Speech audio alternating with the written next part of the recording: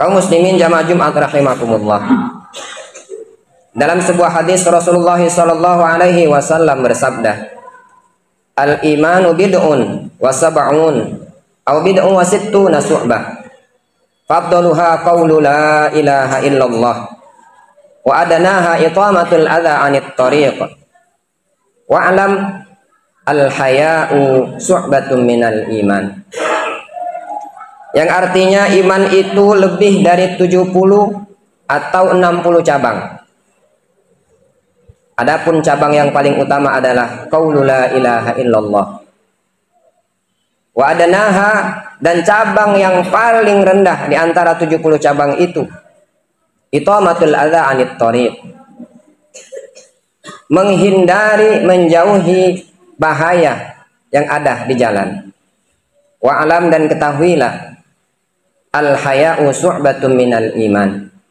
Sifat malu merupakan bagian dari bentuk keimanan seseorang kepada Allah Subhanahu wa taala. Hadis ini diriwayatkan oleh Imam Bukhari dan Imam Muslim. Kaum muslimin jamaah Jumat rahimakumullah. Dari hadis yang disampaikan, yang disabdakan oleh baginda Muhammad sallallahu alaihi wasallam ini, setidaknya kita tahu ada 3 bentuk keimanan itu. Yang mana kalau kita tahu di dalam kitab tauhid, seorang itu beriman iqraru bil lisan. Orang disebut beriman kepada Allah itu jika memang dengan lisannya dia mengakui tidak ada Tuhan selain Allah. Dia mengakui bahwa la ilaha illallah.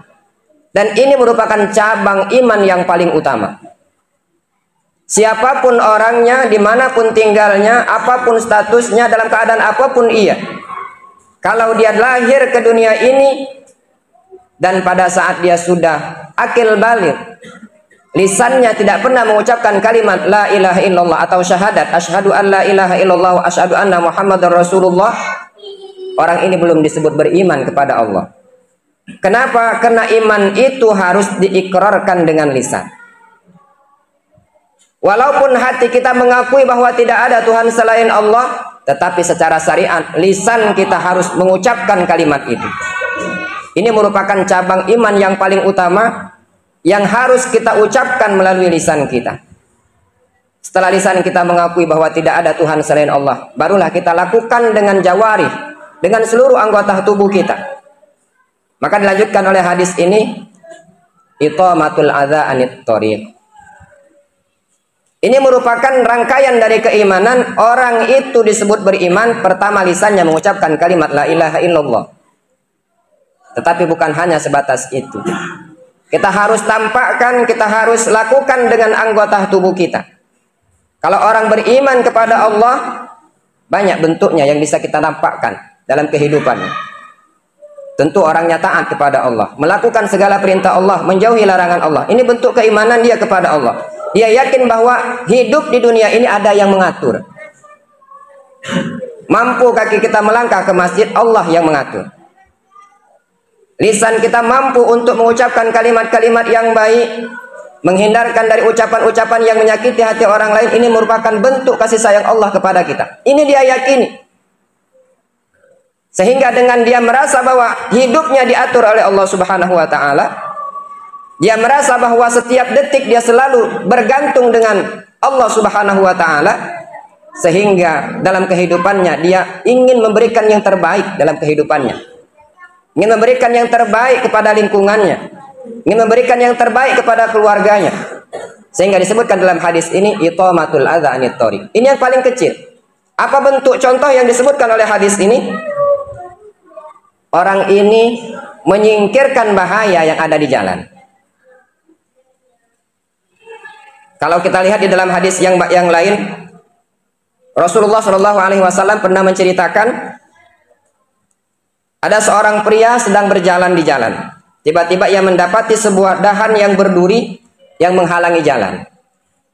Kemudian ia menyingkirkannya, maka Allah bersyukur kepadanya dan mengampuni dosa-dosanya. Ini perbuatan yang terkadang kita anggap sepele. Kita anggap ini sesuatu yang kecil.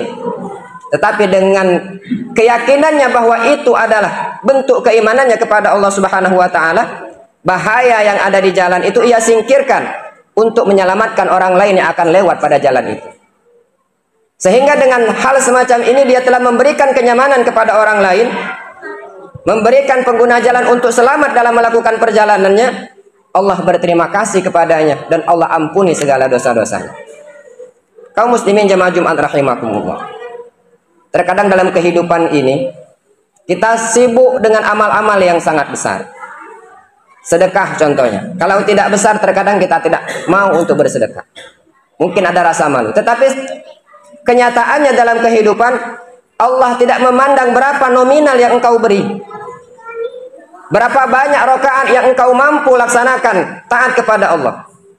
Berapa banyak lisan mengucapkan kalimat-kalimat yang bisa mendekatkan dirimu kepada Allah. Bukan itu yang Allah nilai.